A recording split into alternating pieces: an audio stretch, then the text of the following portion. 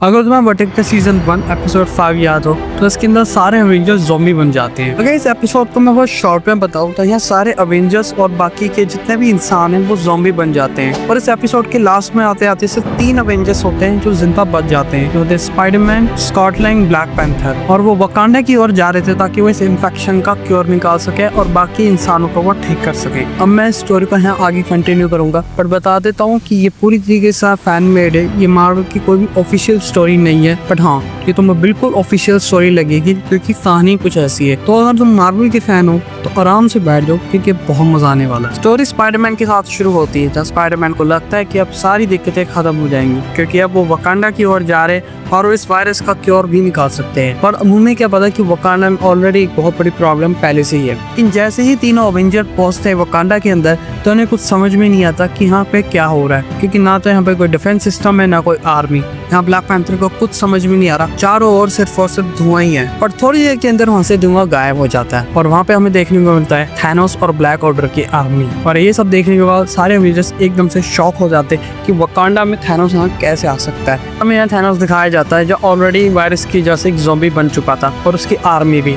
और इसलिए यहाँ ब्लैक पैंथर डिसाइड करता है कि वो जंगल की ओर जाएंगे ताकि वो अपनी जान भी बचा सके और इस वायरस का क्योर भी निकाल सके। हम यहाँ पे स्पाइडरमैन और ब्लैक पैंथर को समझ में नहीं आ रहा कि अब उन्हें क्या करना है, क्योंकि एक शूरी थी जो शायद इस चीज़ का क्योर निकाल सकती थी। बिकॉज वकांडा में भी ज़ॉम्बी वायरस फैल चुका था तो मोस्ट प्रोबेबल चांस ये थी कि शूरी भी एक ज़ॉम्बी बन चुकी थी। यहाँ स्ट्रेंज आता है सभी अवेंजर्स को कि अब ये वायरस एक इन्फेक्शन नहीं है, कि ये इन्फिनिटी गॉन्टलेट के साथ अब जुड़ चुका है। अगर अब थैनोस ने कोई स्नैप किया माइंड स्टोन के साथ तो यहाँ पे ये जो स्नैप होगा वो पूरी तरीके से ज़ॉम्बी वर्स का रूप ले लेगा। अब यहाँ पे स्पाइडरमैन पूछता है डॉक्टर स्ट्रेंज से कि कोई है ऐसा तरीका जिसकी बदौलत वो अपने यूनिवर्स और दूसरे यूनिवर्सेस को भी बचा सके। जहाँ डॉक्टर स्ट्रेंज कहता है कि हाँ एक तरीका है जिसकी बदौलत वो अपने यूनिवर्स और दूसरे यूनिवर्सेस को भी बचा सकता है, पर इसके अंदर काफी ज्यादा रिस्क भी है। यहाँ पे स्पाइडरमैन को इन्फिनिटी स्टोन छीनने होंगे थैनोस से और सभी ज़ॉम्बीज के साथ लड़ना भी होगा। अब यहाँ पे सुप्रीम स्ट्रेंज ने एक प्रोटेक्टिव आर्मर दिया था स्पाइडरमैन को ताकि कोई भी ज़ॉम्बी उसको काट ना सके। अब यहाँ पे स्पाइडरमैन थैनोस की आर्मी के आगे खड़ा होता और काफी ज्यादा कॉन्फिडेंट भी।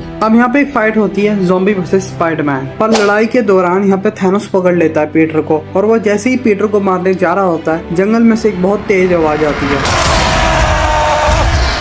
और अब हमें यहाँ देखने को मिलता है ज़ॉम्बी थैनोस वर्सेस हल्क। और ड्यूरिंग द बैटल यहाँ पे थैनोस का हाथ टूट जाता है और हल्क जल्द से जल्द इन्फिनिटी गॉन्टलेट स्पाइडरमैन को दे देता है ताकि वो स्ट्रेंज के पास जा सके। अब यहाँ पे एक प्लॉट ट्विस्ट आता है कि यहाँ पे कैसा एक अवेंजर को तो इन्फिनिटी स्टोन्स के साथ जाना होगा वॉइड के अंदर, क्योंकि वॉइड बहुत एक अनस्टेबल जगह है और वहाँ पे इन्फिनिटी स्टोन्स के साथ एक इंसान का जाना भी बहुत जरूरी है। और इसलिए यहाँ स्पाइडरमैन डिसाइड करता है कि वही यहाँ पे जाएगा। और बिकॉज यहाँ पे अब वॉइड के अंदर इन्फिनिटी स्टोन्स है और इसलिए यहाँ पे जो वायरस का असर भी है वो इंसानों पे अब कम होता जाता है। मीन्स कि सारे ये इंसान अब ज़ॉम्बी से वापस से इंसान बनते जा रहे हैं। और इस तरीके से स्टोरी की होती है यहाँ पे एंडिंग। अब जैसे हैरी पॉटर को कहा जाता है द बॉय हू लिव्ड, मैं यहाँ पे स्पाइडरमैन को कहूंगा the boy who let go.